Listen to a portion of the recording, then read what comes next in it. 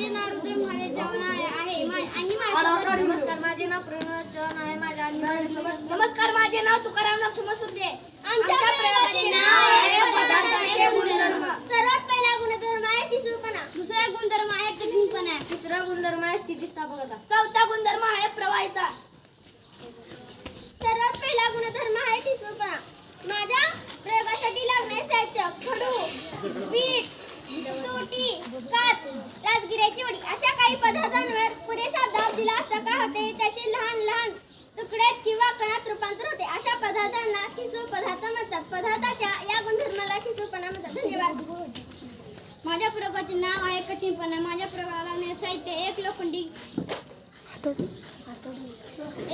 खिळा चिखलाचा गोळा लाकडी पुट्टा व हातोडी माझ्या प्रयोगाची कृती एक लोखंडी खिळा घेऊन तो चिखलाच्या गोळ्यामध्ये घुसवण्याचा प्रयत्न करा काय होते चिखलाच्या गोळ्यामध्ये खिळा सहजपणे घुसतो पण लाकडी पुट्ट्यात घुसत नाही तर लाकडी पुट्ट्यात थोड्याफार प्रमाणामध्ये घुसेल असे का झाले एकदा घुसणाऱ्या दुसऱ्या पदार्थ त्या पदार्थाशी किती विरोध करतो यावरून त्या पदार्थाचे कठीण म्हणू शकतात धन्यवाद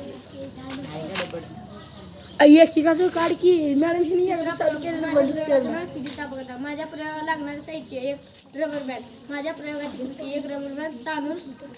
सोडून किंवा स्पंजावर दाब देऊन एक रबर बँड ताणून सोडून द्या किंवा स्पंजावर दाब देऊन सोडून द्या काय दिसून रबर बँड किंवा स्पंज मूळ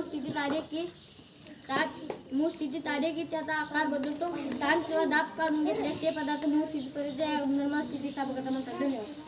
म्हटलं का चौथा प्रयोग माझ्या प्रयोगातला लागणार साहित्य एक लोखंडी पत्रा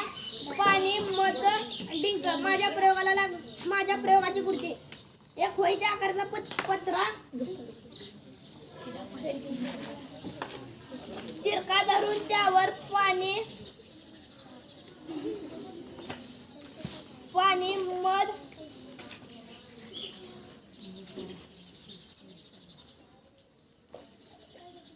डिंक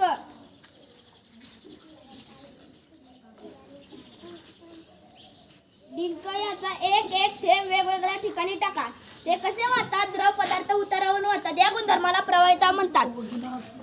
एखादा द्रव किती सहजपणे वाहतो यावरून त्याची प्रवाहिता ठरते धन्यवाद